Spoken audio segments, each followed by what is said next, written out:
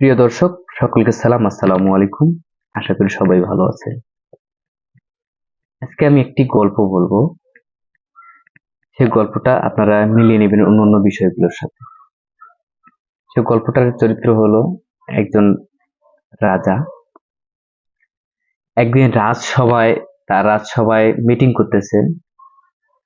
তো উনি মিটিং চলাকালে উনি ওখানে তার যত কর্মচারী আছে তাদের দিকে একটা প্রশ্ন ছুড়ে দিল। সে প্রশ্নটি হলো যে, আপনারা এখানে সবাই উপস্থিত আছেন, আপনারা আমার এই প্রশ্নটার উত্তর দিবেন। সেটি হলো কি, যে এই শহরে কতগুলো কাক আছে, এই কাকগুলো আপনারা আমাকে হিসেব করে দিবেন। তো একজন আরেকজনের দিকে তাকাচ্ছে আর হতভম্ব হয়ে গেছে প্রশ্ন শুনে, সেটা কিভাবে সম্ভব? কতগুলো কাক আছে, তারা তো গাছের ডালে থাকে, উড়ে বেড়ায়, বিভিন্ন জায়গায় থাকে। আচ্ছা, তাদের কিভাবে আমরা হিসেব করব? তার একজন আরেকজনের দিকে দেখতেছে আর প্রশ্নের উত্তর খোঁজার চেষ্টা করতেছে, কিন্তু কেউ পারতেছে না। সবাই ভাবতেছে যে আসলে এটা কিভাবে সম্ভব, কিভাবে এটা গণনা করা সম্ভব। তো একজন আরেকজনের দিকে এইভাবে দেখতেছে, আবার ভাবতেছে যে আসলে কি হবে। সেই মুহূর্তে হঠাৎ হঠাৎ করে সেই রাজার একজন উপদেষ্টা চলে আসলো। সে উপদেষ্টা সে উপদেষ্টা বলল যে আসলে আপনাদের এখানে কি হয়েছে, আপনারা এতটা আপসেট হয়ে আছেন, মন খারাপ করে আছেন, বা কিছু একটা নিয়ে ভাবতেছেন, কি আসলে বিষয়টা কি?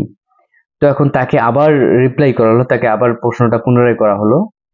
তো তখন তিনি বলল যে এটা কোনো ব্যাপার হলো, এই প্রশ্ন উত্তরটা তো আমি জানি। এটা হলো রাজার উপদেষ্টা বলল যে আমি উত্তরটা জানি। সে রাজাকে বলল, মহারাজ, আমি উত্তরটা জানি, আমি কি উত্তরটা দিব? তো রাজা বলল, হ্যাঁ অবশ্যই, উত্তরটা জানলে অবশ্যই উত্তরটা দাও। তো রাজার উপদেষ্টা একটা পর্যায়ে সে রাজার অনুমতি নিয়ে সে উত্তরটি দিল এভাবে, যে এই শহরে কাকের সংখ্যা আছে, ধরেন যে 2520টি, 2520টি কাক আছে। এখন সবাই আবার চমকে উঠলো, আজ আসলে কিভাবে সম্ভব? রাজাও থমকে গেল, এটা কি আসলে কাক কি আসলে গণনা করা যায়? রাজা তো এটা মজার ছলে প্রশ্নটা করছে।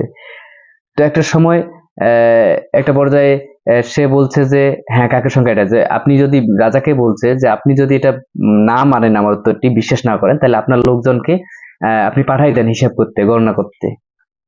সে বলছে এটা কি আসলে সম্ভব?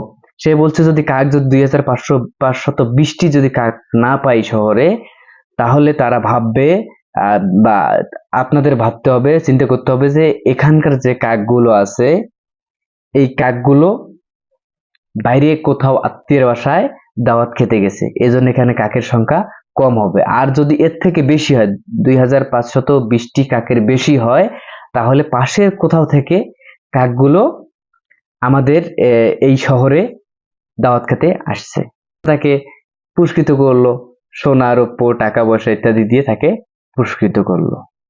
তো এই গল্পটি থেকে আপনারা আসলে বর্তমান সময়ে, বর্তমান সমাজের চিত্র কতটুকু আপনারা মানে তুলনা করতে পারবেন কিনা জানি না। আপনি একটু যদি ভাবেন তাহলে হয়তো আপনারা বুঝতে পারবেন রাজার চরিত্র, রাজার উপদেষ্টা চরিত্র, আর সাধারণ যারা রাজার অন্যান্য সৈন্য সামন্ত ছিল তাদের তাদের গল্পটি কেমন লাগলো, আর গল্পটির সাথে আপনারা কোন জিনিসটার সাথে তুলনা করবেন, কোন বিষয়টার সাথে তুলনা করবেন, কোন দিকে তুলনা করবেন, একটু কমেন্টস করে জানাবেন।